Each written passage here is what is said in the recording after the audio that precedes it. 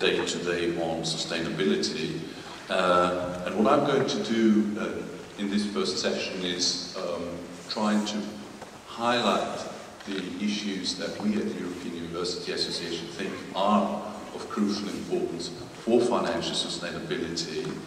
So we'll talk, of course, about funding issues, but I'm trying to set out also the other broader issues that you have been mentioned. Human resources, strategy, etc. So everything is linked to each other. I will try to address basically four basic topics. First, I will talk a little bit about the funding context and trends. Then I will talk about what we believe is a very important issue in the area of financial sustainability under the term of full costing. What we mean by that is to have a better understanding of your cost structures. Most of you will know your expenditures, but that doesn't necessarily mean that you know really the costs of your activities. The third point I will look at is the diversification of income streams, basically drawing from a current project that we are undertaking, where we look at how universities are able to attract funding from a variety of sources. And I will conclude with some suggestions and ideas for conservatoires, basically giving some pointers what could follow in the debates today. Now with an introduction I can only scratch some of these topics, so I can't go into too much detail, also given the time restraints, so I will go through some areas quicker than through others. Before I do that, maybe just a brief introduction to the European University Association. We're an NGO based in Brussels, and we're very similar to you. We have also individual universities as members, at the moment over 850.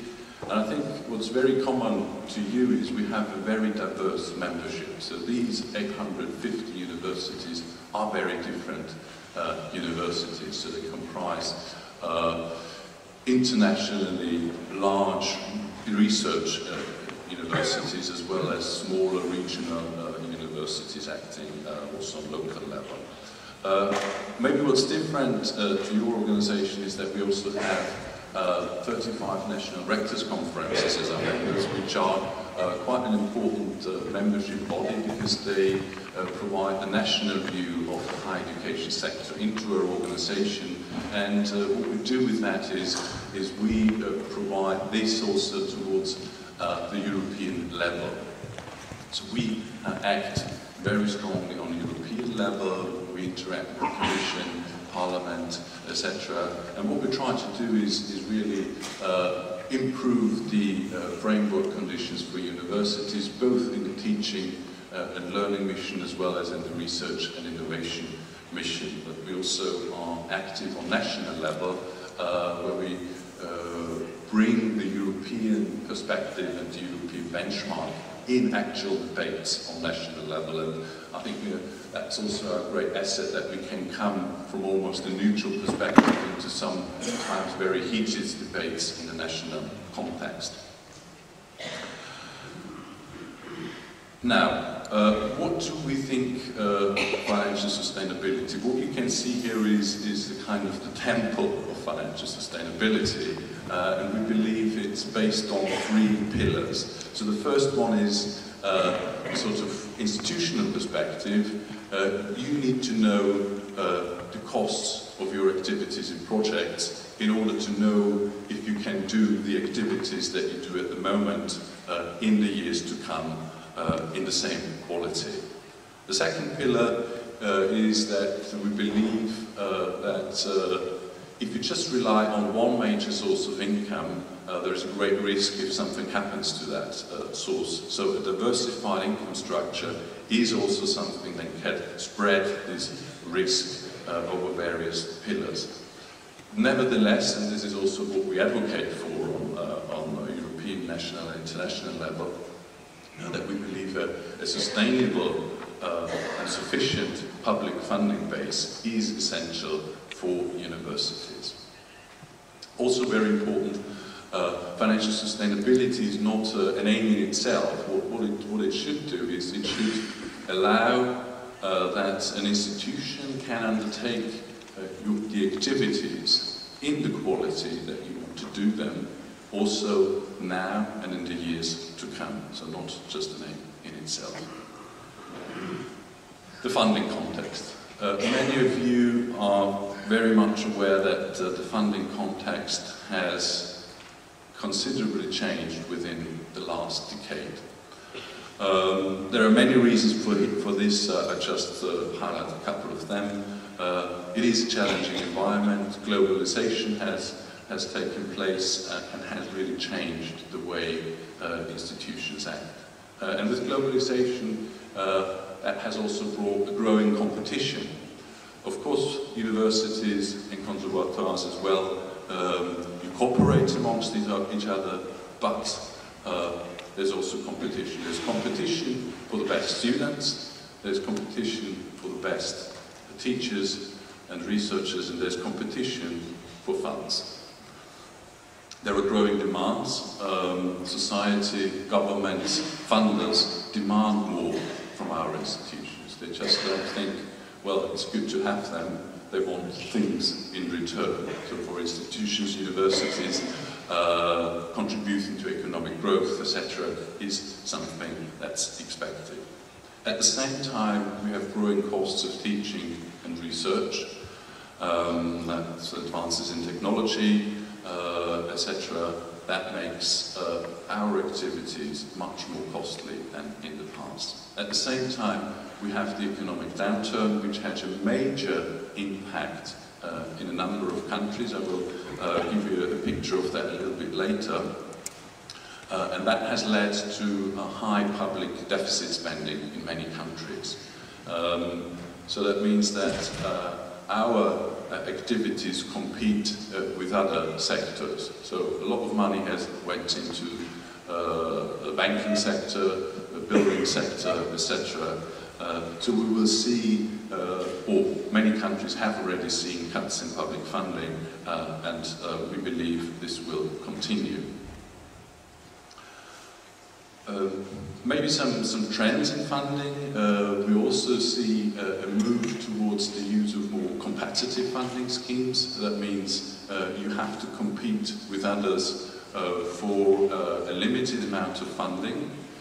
We also see a growing number of public funding sources, meaning that you not just get your funding from one funder, a public funder, but there are a variety of different public funding sources.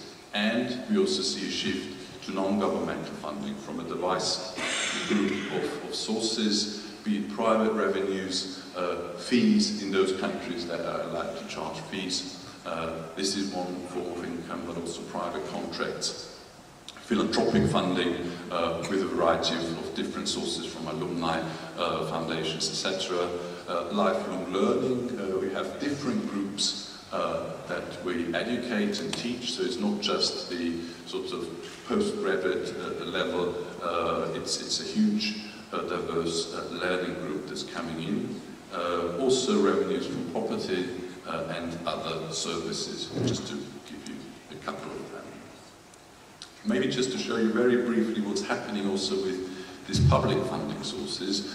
While we do see that many countries deliver their funding in the form of block grants, which allow you to use the funding as you see fit.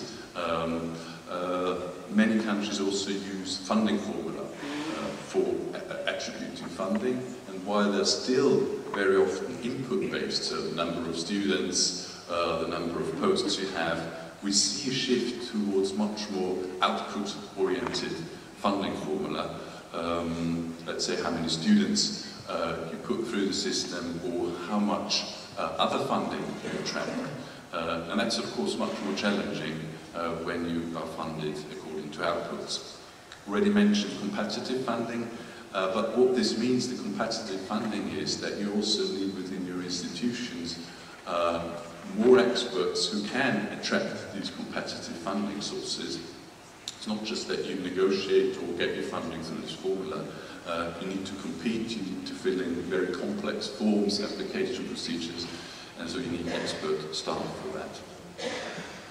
Another trend that we see is, in particular with the economic downturn, is that authorities that do cut public funding not necessarily always take the whole cut out of the sector funding, but what they do is they shift it towards more targeted funding, where they say, well, we want to see an activity in, let's say, attracting more students from disadvantaged backgrounds, or we want to see more development in certain subjects. So they provide this funding and have more targeted funds. And that actually restricts what you as institutions have decided what you would like to do. So that really restricts your autonomy. So that leads to a couple of challenges. As I already said, increasing number of funding sources, and these funding sources usually do not provide a very big chunk of your funding, so you need to have put much more resources into attracting smaller percentages of funding. These different funding schemes usually have different accountability regimes, so you have different application rules, different reporting procedures, different funding regulations. So the whole thing is becoming very, very complex. And we found some of our members do have over 800 different funding sources. So you can imagine the amount of people you need to have this somehow under control. So we are at the moment also involved in a platform where we're trying to streamline all these European but also national funding schemes, so that at least there's a bit more coherence across application and accountability regimes. So what we also want to do is try to have a bit of exchange between the different funders, because most funders don't see that they're part of a bigger funding picture and don't look to the left or to the right. So we're also trying to enhance dialogue between them.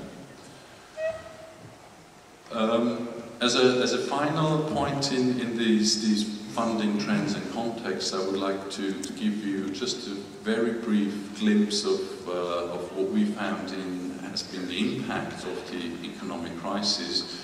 We are undertaking a regular monitoring with our national rectors' conferences to see what's the impact on higher education fundings. Now, I'm aware that for the conservatoires, it's in different countries, it's differently handled, so it's not always the higher education budget that's relevant to that. So, I'm of course happy to receive your feedback, how it is in your country.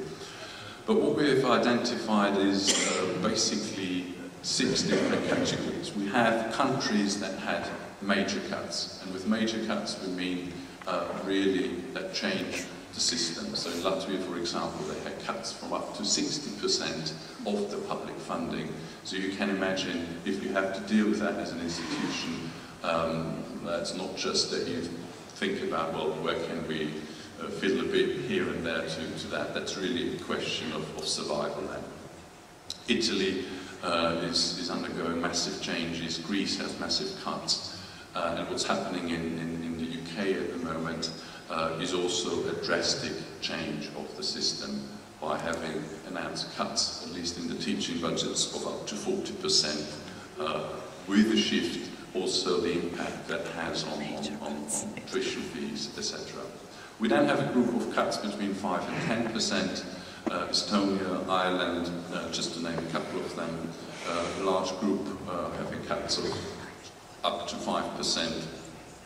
And then another group that's still sort of better off, it's more the Nordic countries, Norway, but I think that's a bit of an exception, Norway being the richest country, they still actually invest, as we heard just recently.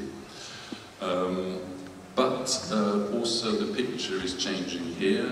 Our last reports on the Netherlands, for example, that there are drastic cuts expected in the near months.